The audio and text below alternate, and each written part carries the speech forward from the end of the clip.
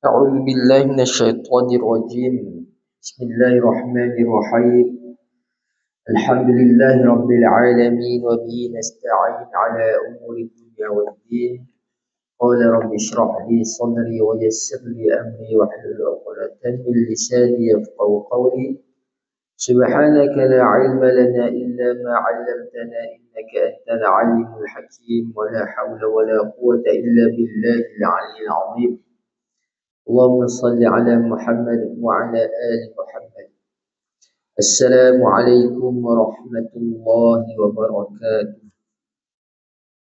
Alhamdulillah, kita panjatkan setinggi-tinggi kesyukuran kehadrat Allah Subhanahu wa taala.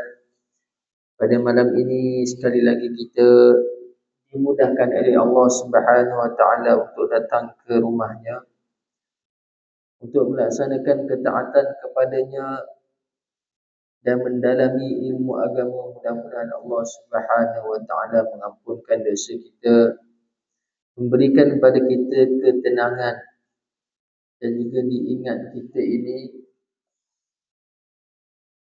di langit.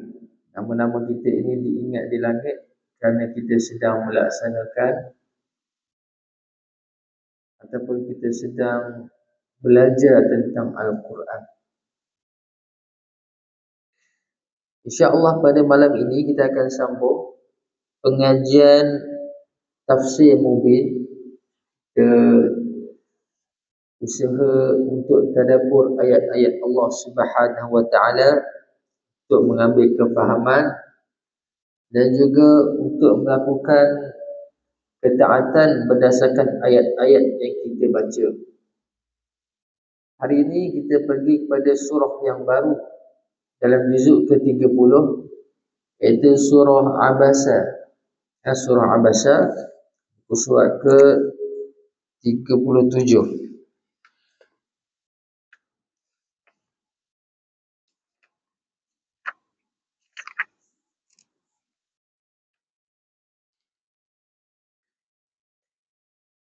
Baik ibu-ibu, ayah-ayah yang dirahmati oleh Allah Subhanahu wa taala sekalian, surah Abasa surah yang ke-80 dan ia merupakan surah Makkiyah.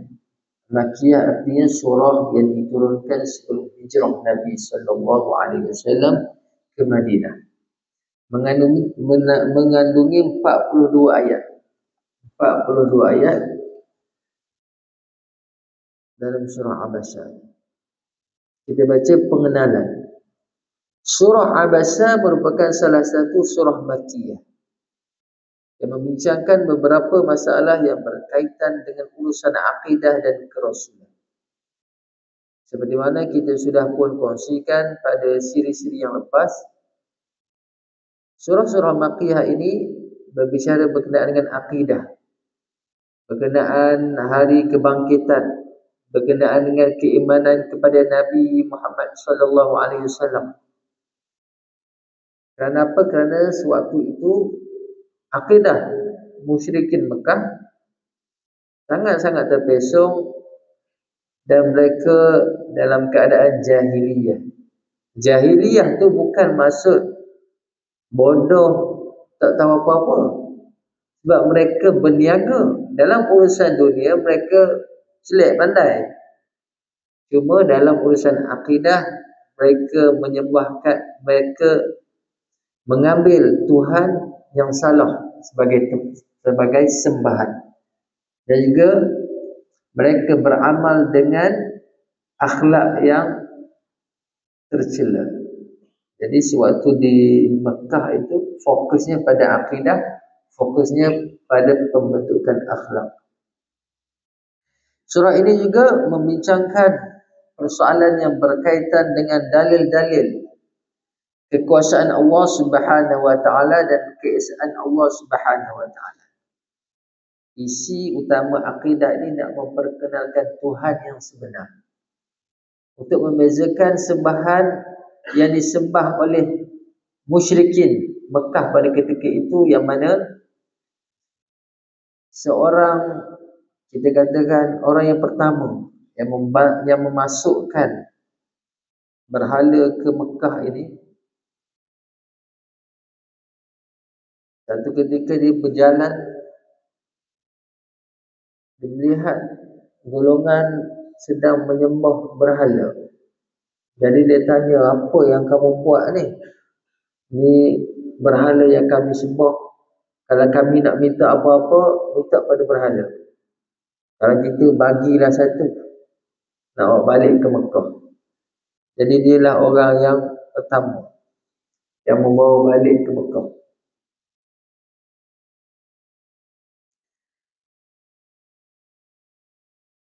Surah ini juga membincangkan persoalan yang berkaitan dengan dalil-dalil ketuhanan Allah Subhanahu Wa Taala dan keesaan Allah Subhanahu Wa Taala yang mencipta manusia, tumbuh-tumbuhan dan makanan, di samping menyebut tentang kesulitan dan kesengsaraan yang dialami pada hari kiamat. Surah yang suci ini dimulai dengan menyebut perihal seorang lelaki yang buta yang bernama Abdullah bin Ummi Maktum yang datang menghadap Rasulullah sallallahu alaihi wasallam. Beliau meminta supaya diajar beberapa perkara yang diperlukan untuk dirinya daripada secebis ilmu yang telah dikurniakan Allah Subhanahu Wa Taala kepada baginda. Pada waktu itu pula Rasulullah sallallahu alaihi wasallam sedang sibuk melayani sekumpulan pembesar Quraisy, diajak oleh baginda untuk menerima Islam. Jadi kisah dia yang ni dipanggil Asbabun Nuzul. Sebab diturunkan ayat ini kerana apa? Kerana satu hari seorang sahabat Nabi sallallahu alaihi wasallam bernama Abdullah bin Ummi Maktum, dan dia ni buta, tak nampak. Datang kepada Nabi sallallahu alaihi wasallam, sebut pada Nabi, ajarkanlah kepadaku apa yang diajarkan oleh Tuhan kepadamu. Ajarkanlah kepadaku apa yang diajar Tuhan kepadamu. Intinya, ajarlah kepadaku Al-Quran. Berikanlah kepadaku peringatan. Berikanlah kepadaku pembelajaran tentang agama. Pada masa yang sama, Rasulullah SAW sedang sibuk berdakwah kepada pembesar-pembesar Quraisy, yang mana Rasulullah SAW sangat berharap pembesar-pembesar ini masuk ke agama Islam. Sebab secara logiknya apabila pembesar masuk agama Islam, maka pengikut-pengikutnya dia akan masuk sekali. Automatik agama Islam itu akan mudah tersebar. Waktu itu Abdullah bin Ummi Maktum ni tak tahu sebab dia buta. Dan waktu itu reaksi Nabi sallallahu alaihi wasallam, keadaan itu menyebabkan Nabi sallallahu alaihi wasallam bermuka masam.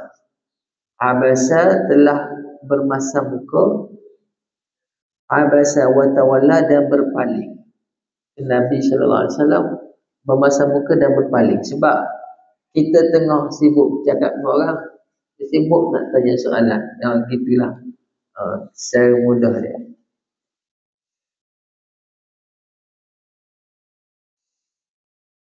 Apabila didesak oleh Abdullah bin Ummi Maktum dalam saat-saat yang sibuk seperti itu, sebagai seorang manusia, Rasulullah sallallahu alaihi wasallam berasa agak terganggu dan baginda tidak memberikan layanan yang sewajarnya. Baginda juga telah menunjukkan wajah yang masam kepada si buta berkenaan.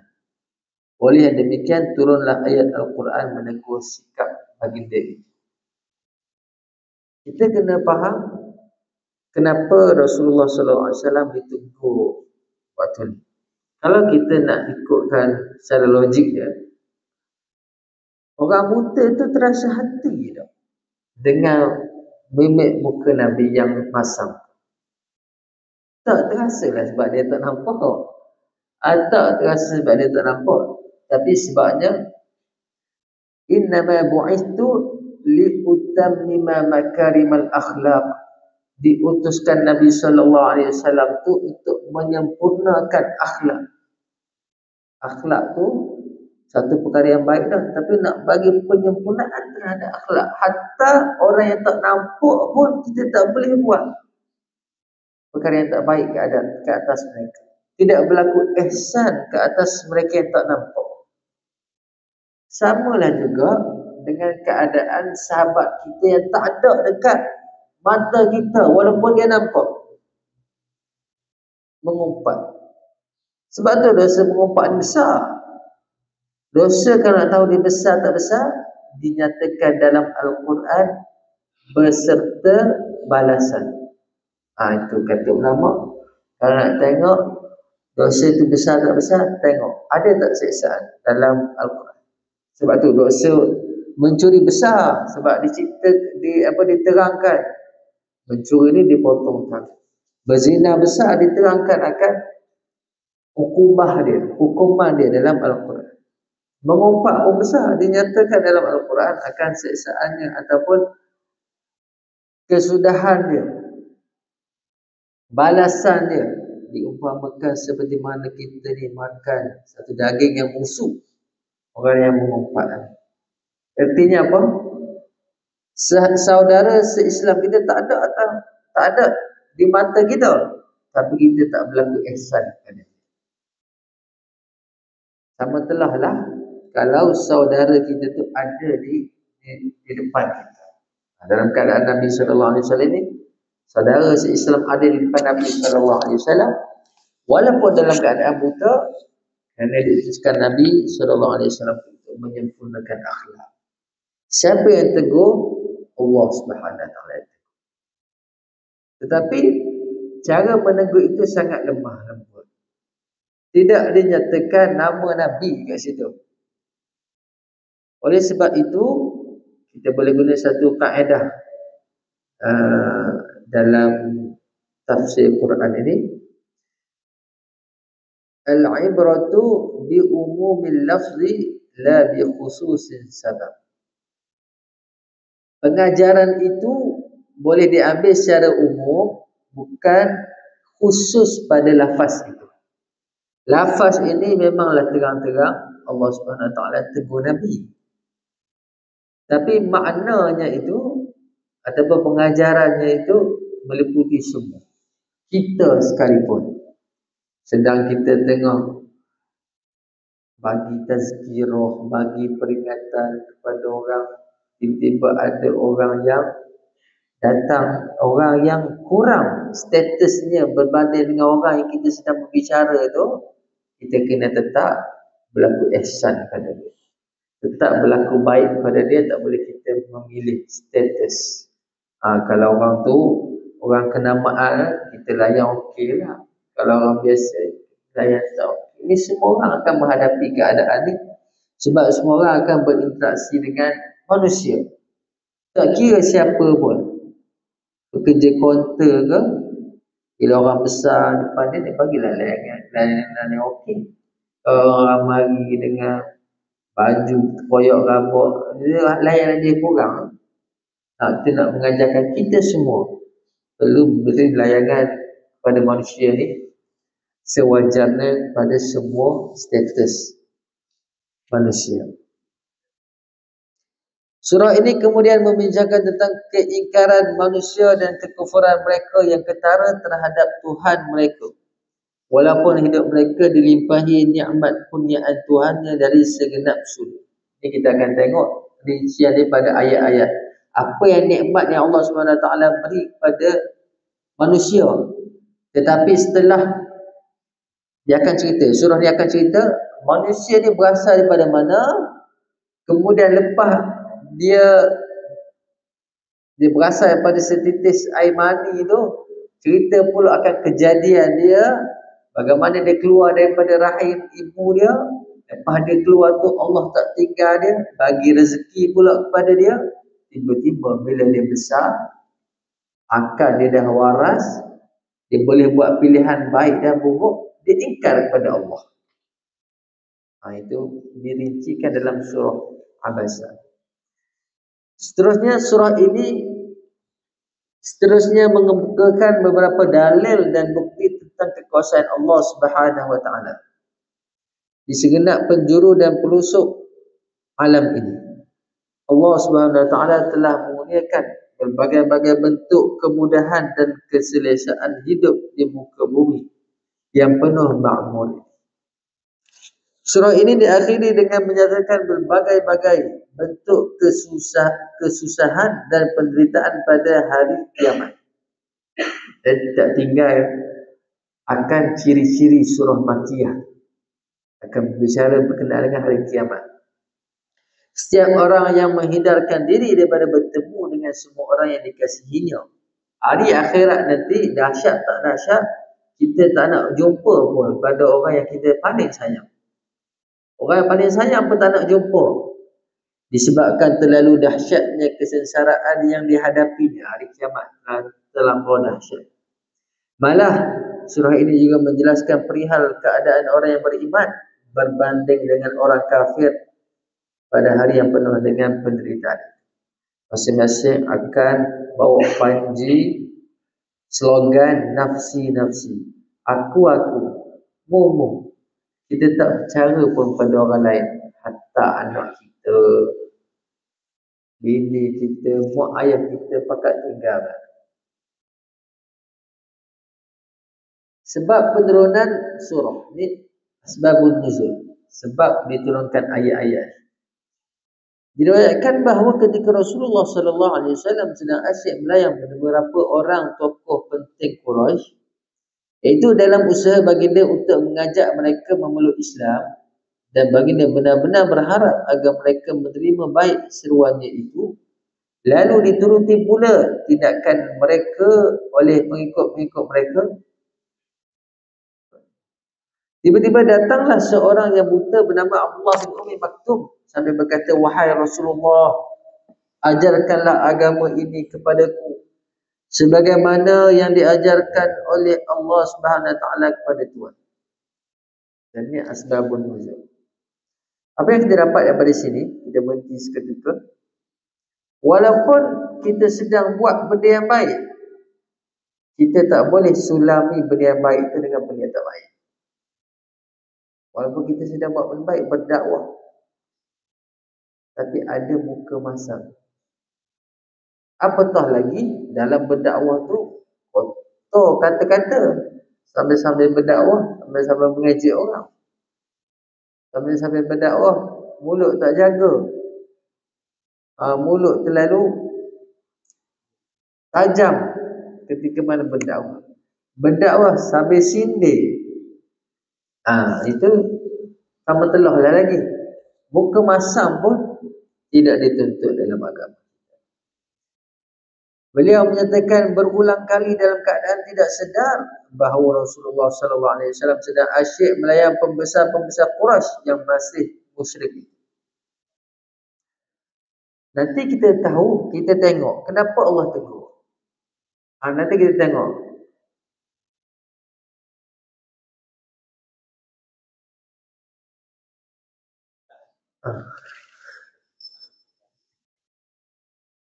Kecil kata saya. Nanti kita tengok kenapa Allah tegur keadaan. Bukan Allah tegur sebab berdakwah tu. Nanti kita tengok.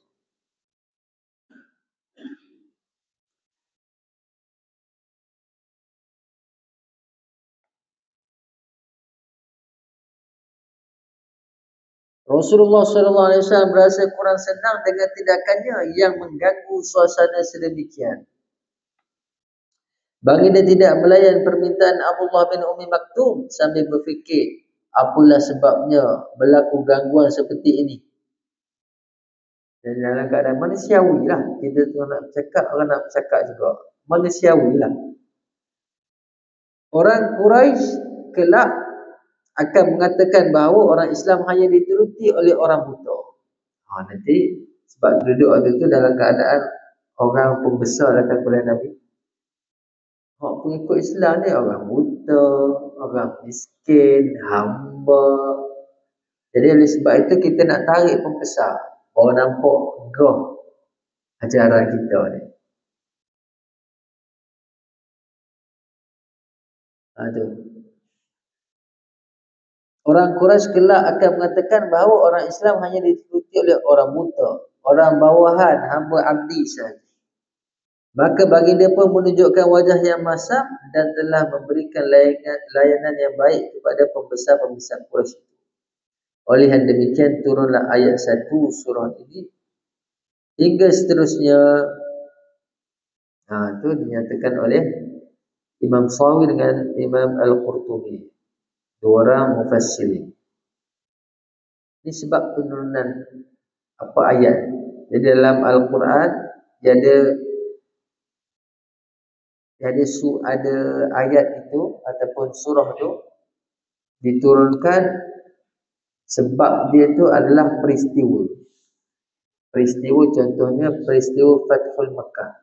Fathul Makkah peristiwa. Dia bukan orang tanya soalan ke, bukan interaksi manusia. Peristiwa Fathul Makkah turunlah idza jaa nasrullah wal fath. Ayat Quran ini diturunkan disebabkan peristiwa. Ada juga diturunkan disebabkan soalan. Orang tanya Nabi, Nabi tak tahu jawapan, jadi tunggu wahyu daripada Allah. Ada yang disebabkan dengan kejadian ataupun keadaan. Ini contohnya keadaan ni. Keadaan Abdullah bin Ummi Maktum bertanya kepada Nabi sallallahu alaihi wasallam. Ada mujadilah. Keadaan seorang wanita yang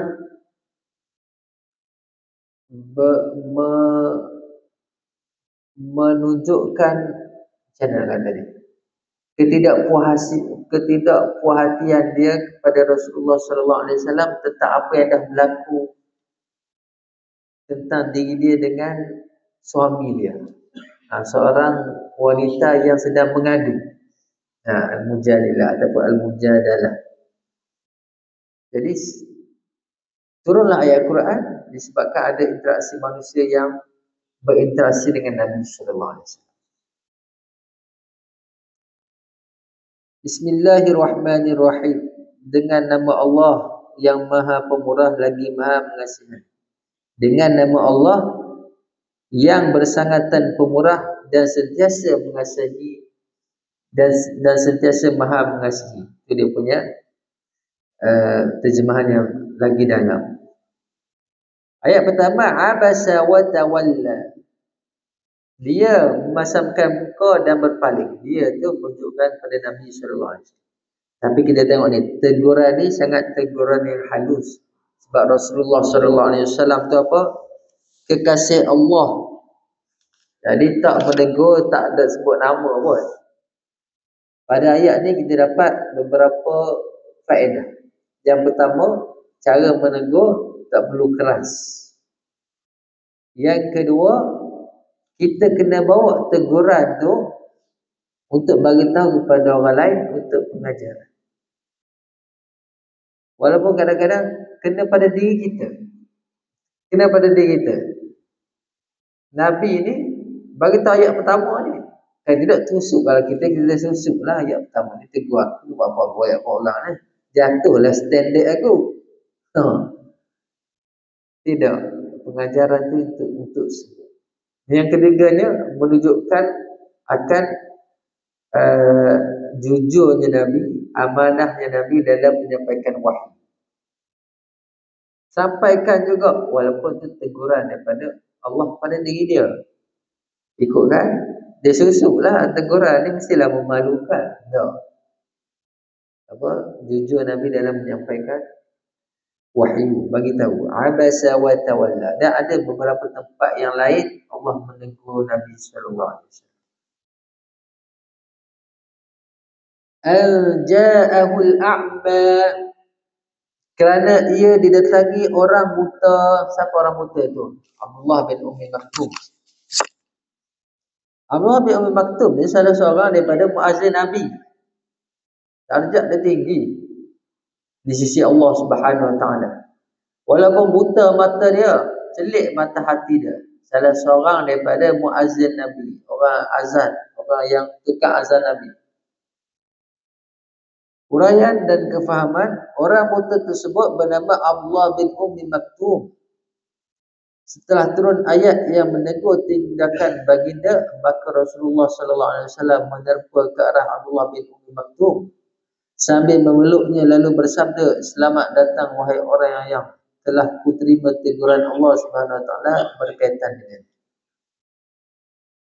Ni banyak pengajaran kita boleh ambil. Semulia mana pun kita, Apabila kita salah, ditegur, kita kena muliakan orang yang menegur kita. Hari ni payah kita nak menghadapi situasi. Jangan katakan orang tu mulia pada kita. Orang tu besar pada kita pun kita. Orang tu kecil pada kita pun kita dah rasa dia macam. Walaupun betul orang dia tegur tu. Mulalah ayat-ayat. Aku makan garang lagi padamu. Walaupun benda yang disebut tu betul. Tapi payah kita nak menerima teguran. Allah Subhanahu Wa Taala nak ajar kita, Nabi semulia-mulia makhluk apabila ditegur oleh Allah Subhanahu Wa Taala disebabkan orang yang buta, bukan status yang tinggi pun, status yang rendah, orang yang buta. Tapi bagaimana Nabi sallallahu alaihi wasallam respon apabila datang Abdullah bin Umm Maktum, Rasulullah sallallahu alaihi wasallam akan hampakan serban dia. Hampakan serban dia dan kata, selamat datang, dengan bermuka senyum. Bermuka senyum akan mengatakan, selamat datang wahai orang yang disebabkan dirinya Allah SWT tegur. Patutnya kita kena berterima kasih kepada orang yang tegur kita. Artinya nak tengok kebaikan pada diri kita. Wa ma yudrika la'allahu yazakka. Dia bukan kacau Nabi saja-saja. Dan apa jalannya kamu dapat mengetahui tujuan wahai Muhammad, barangkali ia mahu membersihkan hatinya dengan pelajaran agama yang didapatinya daripadamu. Dia datang tu nak minta pengajaran, bukan nak mengganggu, bukan niat nak mengganggu. Au yadhakkaru fatanfa'ahu dzikra, ataupun dia mahu mendapat peringatan, tolong bagi nasihat. Ni pun jaranglah kita amalkan dalam kehidupan kita. Sedangkan hakul muslim ala muslim sitta. Hak muslim ke atas muslim yang lain tu ada 6. Kalau dia sakit, kita kena ziarahi. Kalau dia mati, kita kena bawa dia pergi kubur. Salah satunya lagi, kalau dia bagi salam, kita jawab salam. Kalau dia bersin, kita kena sebut yarhamukallah. Salah satunya lagi, apabila dia minta nasihat, kita bagi nasihat. Tapi kat sini berapa ramai dah orang pergi jumpa kawan dia, tolong nasihat aku. Tukang nasihat ramai, orang nasihat orang. Tapi tak pernah kita pergi kepada sahabat kita, Tok Guru, tolong bagi nasihat kepada saya, minta nasihat. Di seperti mana Allah bin Umm Maktum buat. Pergi pada Rasulullah, minta pengajaran. Bukan majlis formal pun. Tak nanti ke majlis formal, tak nanti ke panjang. Bukannya kawan dia siap kena sedia tag sejam, dengarnya sejam. Dah. Nasihat yang kecil. Nasihat ittaqullah, bertakwa kepada Allah, jaga solat, jaga niat. Nasihat yang kecil. Ini tradisi kalau kita pergi ke pondok-pondok, bila kita duduk pondok lama, kita nak cuti ataupun dah nak keluar daripada pondok tu, kita akan jumpa Tok Guru minta nasihat. Tok Guru akan bagi nasihat yang simple, tapi itu sangat berguna. Nasihat jaga niat, nasihat jaga solat. Itu penting untuk kita nasihat. Saling menasihati. Tidak kita baca semua surah Al-Asr. Wa tawassaw bil haqq wa tawassaw bis sabr. Amma man istaghna, adapun orang yang berasa keadaannya telah cukup, tidak berhajat lagi kepada ajaran Al-Quran. Mereka tu berasa cukup. Mereka tu, pembesar-pembesar tu rasa gong lah bahasa kita. Rasa dah ada kedudukan, rasa dah kaya, rasa cukup, rezeki banyak, rasa lebih pada orang. Dia rasa cukup. Dia rasa tak perlu dah pada pengajaran, tak perlu pada hidayah. Ni pembesar-pembesar tu. Sedangkan orang datang ni yang berkehendak pada nasihat. Fa'anta lahu tasadda, maka kamu bersungguh-sungguh melayannya. Jadi Nabi SAW dia tidak perlu bertanggungjawab terhadap orang kalau tak masuk Islam. Tugasnya hanyalah menyampaikan. Sebelum berdakwah kepada musyrikin Mekah ni, sebelum tu dakwah dah. Waktu mula-mula dapat seruan untuk berdakwah secara terang-terangan, Nabi SAW pergi satu bukit, dari atas satu bukit, buat pengumuman supaya semua ikut ajaran Islam. Dah berdakwah dah sebelum tu. Artinya tugas Nabi hanya menyampaikan. Tak boleh ada dalam perasaan jiwa ni, akulah nak bagi hidayah, akulah nak suruh dia masuk Islam, akulah nak suruh dia berubah. Tak boleh. Hidayah tu milik Allah. Kerja kita menyampaikan. Bersungguh mana pun kita layan dia, kalau hidayah tu tak sampai kepada hati dia, Allah tak menghendaki hidayah pada dia, dia tak akan masuk Islam. Fa'anta lahu tasadda, maka kamu bersungguh-sungguh melayan pembesar-pembesar Quraisy.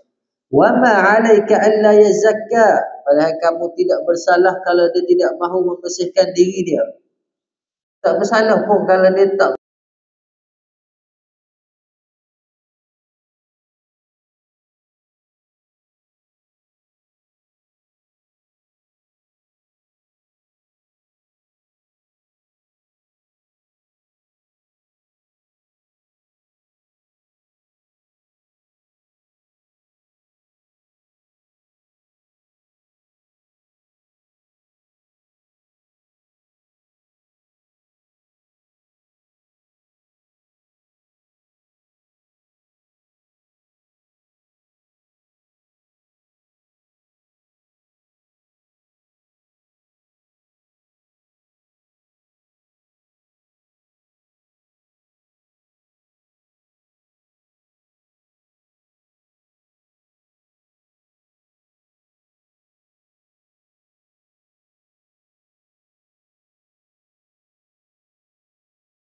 Fir'aun beriman dan ajak Fir'aun untuk takut pada Allah. Sebab takut tu kenapa? Datuk ulama tafsir, takut itulah punca kepada ketaatan. Punca kepada ketaatan yang lain. Tak takut itulah punca kepada kemaksiatan. Sebab tak takut Tuhan. Sebab tu ayat kita, tak takut Tuhan ke awak tak tega semayang, tak tutup aurat, tak takut Tuhan. Jadi takut tu membuahkan banyak bentuk ketaatan. Wa huwa yakhsha, dan keadaan orang yang bertanya kepada engkau tu bertanyakan akan pengajaran, minta nasihat tu, dia orang yang takut. Lebih perlu kita bagi pendekatan. Lebih perlu pada Nabi SAW fokus pada dia, berbanding orang yang rasa cukup. Padahal dah, cukup dah, tak perlu dah kepada hidayah. Fa'anta anhu talaha, maka kamu berlengah-lengah melayannya. Kalau kita tengok ni, panjang ni, teguran tu panjang, bukan satu ayat. Artinya Allah SWT memang nak menegur akan kesalahan tu. Kesalahan tu walaupun kecil di mata kita, tapi sebabnya Nabi SAW ni ikutan. Kalau tak tegur boleh jadi pendakwah hari ni gong lah, dia pilih bulu. Kalau orang kaya marilah mai hajat rumah saya, sungguhlah dia ni kaya kan, jamuannya besar lah, boleh sampul pula. Kalau orang hak tak berapa nak ada ni jemput, marilah Tok Imam, marilah Tok Guru, mari rumah saya tak ada masa. Sibuk selalu, sibuk memilih. Teguran ni sangat penting. Sebab apa?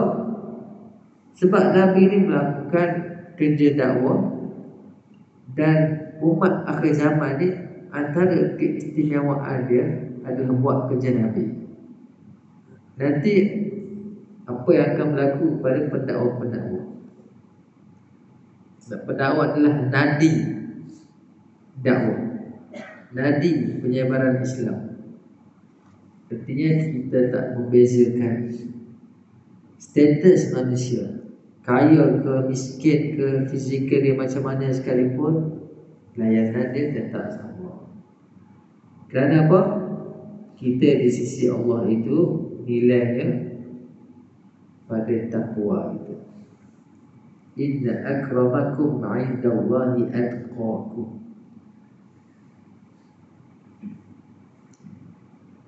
Kalla innaha tadhkirah. Janganlah melakukan lagi yang demikian itu. Ni, tak boleh berlaku sedemikian. Tak boleh bermasam muka. Tak boleh melebihkan yang kaya kepada yang miskin. Perlu melebihkan orang yang benar-benar datang nak ambil pengajaran dibanding orang yang gong dah. Dia memang tak nak dengar pun. Kita bagilah 1001 hujah pun dia tak nak dengar. Kalla, janganlah lakukannya lagi yang demikian itu. Innaha tadhkirah. Cukup sebenarnya ayat-ayat Al-Quran ialah pengajaran dan peringatan. Jadi ia merupakan peringatan, bukan hanya kepada Nabi, juga kepada kita, umat Nabi SAW. Faman syaa dzakarah, maka sesiapa yang mahu kebaikan dirinya, dapatlah ia mengambil peringatan daripadanya. Contohnya siapa? Nabi lah. Dia ambil teguran, dia teguran yang positif. Kita kena ambil teguran itu untuk menjadikan kita lebih baik. Huraian dan kefahaman mufassir menyatakan setelah mendapat teguran ini, Rasulullah SAW sesudah itu tidak pernah bermasam muka terhadap sesiapa pun dan tidak memberikan layanan kepada golongan kaya terlebih dahulu dengan membiarkan golongan miskin tanpa mendapat layanan daripada baginda. Jadi kita tak ada membezakan kaya, miskin, rupa paras, cantik, biasa, tidak ada perbezaan. Tidak ada kelebihan orang yang putih berbanding yang hitam, Arab dan bukan Arab, tidak ada perbezaan. Bezanya adalah takwa Allah, takut pada Allah. Fi suhufin mukarram. Okey, itu dia sebenarnya dia ada empat tema di dalam surah Abasa. Habis dah tema pertama. Tema pertama berkenaan teguran Allah Subhanahu Wa Taala kepada Nabi Muhammad SAW. Kita pergi kepada tema kedua. Fi suhufin mukarramah. Ayat-ayat suci itu tersimpan dalam naskah-naskah yang dimuliakan. Cerita pasal Al-Quran.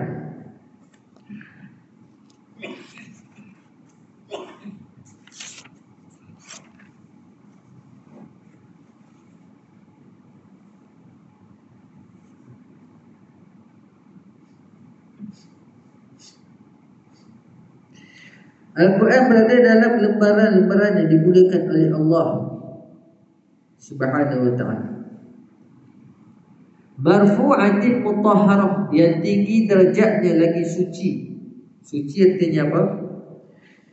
Suci daripada gangguan syaitan, suci daripada tangan-tangan syaitan, suci daripada segala kekotoran, suci daripada segala kekurangan. Itu ayat-ayat Allah. Bi'aidi safarah, terpelihara di tangan malaikat-malaikat yang menyalinnya dari Lauh Mahfuz. Okey, bukan tulis ni, maksudnya Al-Quran mula-mula dia punya sejarah penurunan dia daripada Allah. Kemudian daripada Allah itu dia berpindah ke Lauh Mahfuz. Kemudian daripada Lauh Mahfuz tu malaikat ambil daripada Lauh Mahfuz tu, turunkan kepada langit dunia, Baitul Izzah. Daripada Baitul Izzah tu pergi kepada Nabi SAW selama 23 tahun. Itu sejarah penurunan Al-Quran. Jadi bila kita baca ni, bi'aidi safar, terpelihara di tangan malaikat yang menyalinnya dari Lauh Mahfuz. Perantaraan wahyu itu Nabi sallallahu alaihi wasallam tiba daripada malaikat. Malaikat ni la ya'suna Allah ma amarahum wa yaf'aluna ma yu'mar.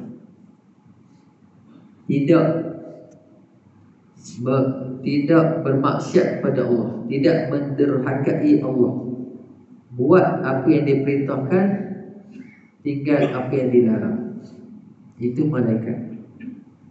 Jadi dia bagi tahu kat sini di Lauh Mahfuz. Jadi sejarah dia Al-Quran daripada Allah kemudian berpindah di Lauh Mahfuz, fi Lauhil Mahfuz. Kita baca dalam surah Buruj.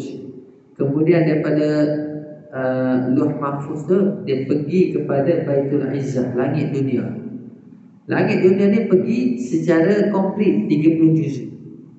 Lengkap 30 juzuk. Kemudian barulah pergi kepada Nabi sallallahu alaihi wasallam selama 23 tahun secara sikit-sikit. Sikit-sikit 5 ayat, 1 surah, sikit-sikit selama 23 tahun. 13 tahun di Mekah, 10 tahun di Madinah. 13 tahun di Mekah, 10 tahun selepas Nabi sallallahu alaihi wasallam berhijrah. Bi'aidi safar kiramin bararah, malaikat-malaikat yang mulia lagi yang berbakti. Ini ciri-ciri malaikat, cerita pasal malaikat kiramin bararah. Sebab tu kita pernah baca hadis, ada hadis Nabi sallallahu alaihi wasallam sebut al-mahiru bil Quran ma'a safaratin kiramin bararah. Ambil dari sini kiramin bararah. Orang yang mahir baca Al-Quran, dia akan bersama para malaikat. Sebab memang malaikat yang bawa Al-Quran tu sebelum sampai kepada Nabi, mulia lah, maksudnya kedudukan yang tinggi lah. Kedudukan yang tinggi. Orang yang mahir Al-Quran ni, dia duduk sama level dengan malaikat. Ma'asafaratin kiramin bararah. Lagu mana orang tak mahir Al-Quran ni? Nak ada lah ke kita ni tak nak baca, payah baca. Walladzina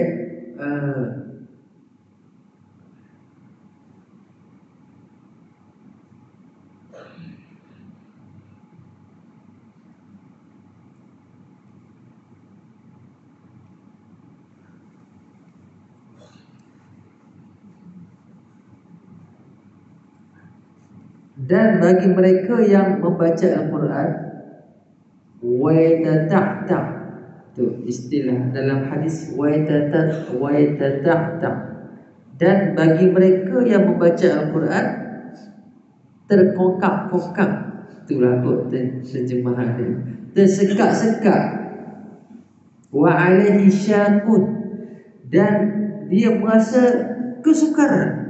Bila lekat-lekat ni memang rasa sukar. Tak ada cerita pasal orang yang mahir Quran bersama malaikat. Tapi orang yang tak mahir Quran, baca Quran terkongkak-kongkak ni, dan susah nak baca Quran ni, falahu ajran, baginya 2 pahala. Ekstra 2 pahala. 1 pahala dia berusaha menghadapi kesukaran, 1 pahala sebab baca Al-Quran. Jadi maksudnya tak boleh kita ambil jalan yang ketiga, malah baca Quran dan tak mahir, tak boleh sama malaikat. Belajar dapat 2 pahala, sampai pandai boleh bersama malaikat. Gitu. Step dia.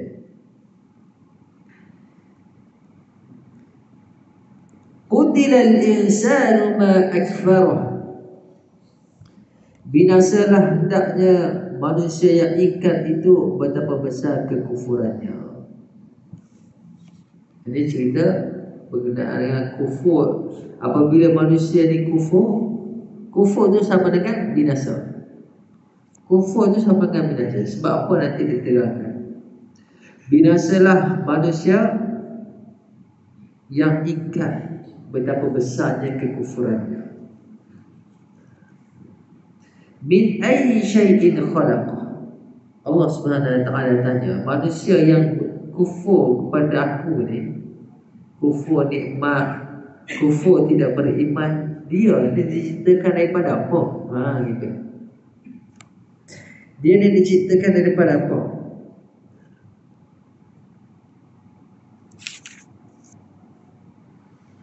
Sebelum tu ada seorang ahli mufassir sebut pada ayat qutilal insanu ma akfarahu. Ayat ini adalah doa atas kafir dengan hal yang paling menakutkan dan paling buruk. Jadi doa ataupun kita katakan statement yang paling buruk kepada orang yang kafir. Qutilal insanu ma akfarahu. Allah bertanya, dari apakah Allah menciptakannya? Diciptakan apa ni sampai nak jadi kufur, sampai takabur ni? Min nutfatin khalaqahu faqaddara. Daripada air mani diciptakannya, serta dilengkapkan kepadanya dengan persediaan untuk bertanggungjawab. Artinya apa?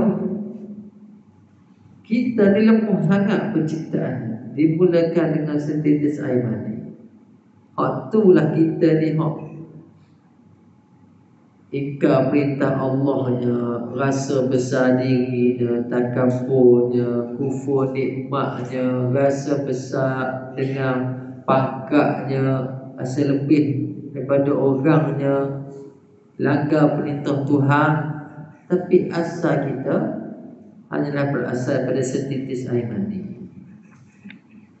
Perayaan Al-Alusi menyatakan Allah SWT telah menentukan qadar rezeki, ajal, umur, pekerjaan serta nasibnya, sama ada bahagia atau malang dan celaka.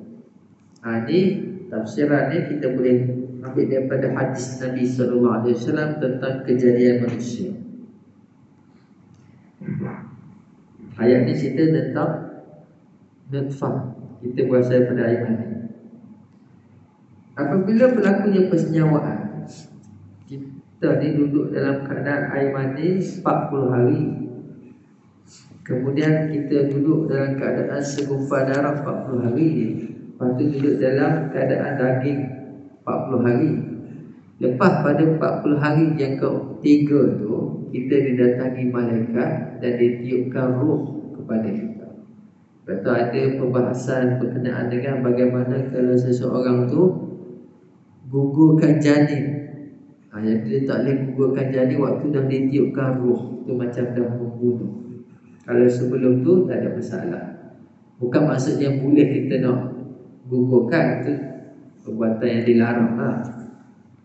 Cuma nak berinteraksi dengan janin, macam mana? Kalau kecil lagi tu, dia macam tak ada apa lah. Kita boleh boleh buat macam tu.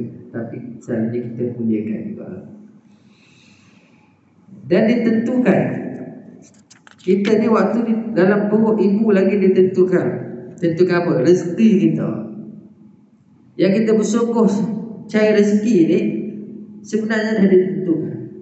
Cuma kenapa kita cari juga rezeki? Sebab kita tak tahu. Dan kita jadi macam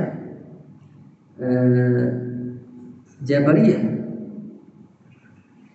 Aku ni dah ditentukan belaka dah ni, tak payah usaha lah. Allah tentu dah belaka. Memanglah Allah tentu. Dan maka dah kita tahu dah Allah tentu, banyak mana tak tahu. Sebab tak tahu kalau kita usaha. Tapi dalam usaha kita kena tahu dah ditentukan. Ditentukan 4 perkara.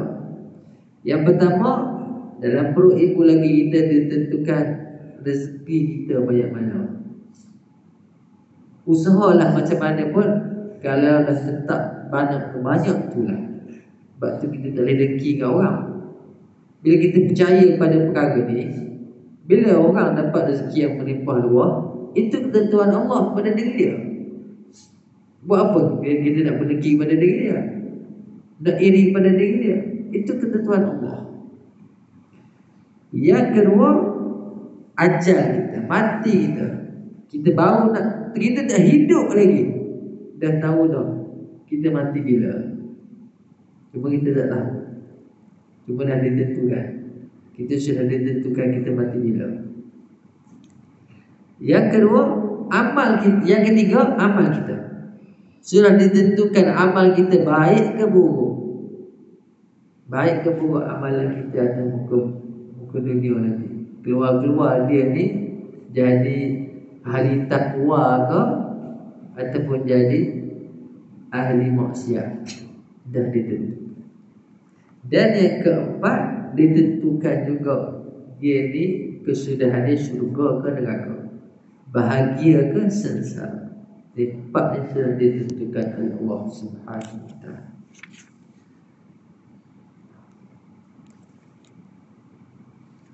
Selepas kejadian dalam perut ibu tu 40 hari, kemudian dikandung 9 bulan, summa sabila yassar. Kemudian summa tu kalau kita baca, kalau kita belajar bahasa Arab, summa tu maksudnya kemudian yang menunjukkan satu jarak yang lama. Bak lama ni, dia bukan esok beranak dah 9 bulan.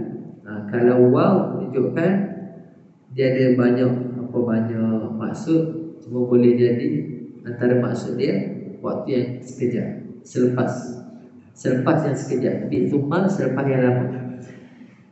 Kemudian jalan sabila yassarah tu, kalau dalam ni dia sebut apa ni? Jalan baik dan jahat dimudahkan Tuhan kepadanya untuk menimbang dan mengambil mana satu yang dia pilih. Salah satu lagi tafsiran dia summa sabila yassarah ni, dimudahkan jalan dia keluar daripada perut ibu tu. Kalau nak ikutkan logik, tak logik lah. Kita kan baby ni besar, 3 kg, 2 kg, tapi boleh keluar daripada rahim ibu. Siapa yang mudahkan? Allah mudahkan. Sampai sini dulu lah. Sampai sini dulu. Wallahu a'lam bishawab. Mudah-mudahan apa yang kita belajar pada malam ini, hasil tadabbur kita ini menjadikan kita lebih dekat dengan Allah Subhanahu wa taala, jadikan amal kita semakin bertambah, takut kita kepada Allah Subhanahu wa taala semakin bertambah, dan dijauhkan kita daripada su'ul khatimah. Aqulu qali hadza wa astaghfirullahal azim li wa lakum. Wassalamualaikum warahmatullahi wabarakatuh. A'udzu billahi minasyaitonir rajim. Bismillahirrahmanirrahim. Allahumma anfa'na bima 'allamtana wa zidna 'ilma ya arhamar rahimin. Allahumma faqihna fid din wa 'allimna at-ta'wil ihdinas siratal mustaqim. Siratal ladzina an'amta 'alaihim minan nabiyyin wash-shahidin wash-shuhada'i wash-shalihin wa sallallahu alaihi wa sallam. Wa sallallahu ala Muhammad wa ala alihi wa sahbihi wa sallam. Alhamdulillah.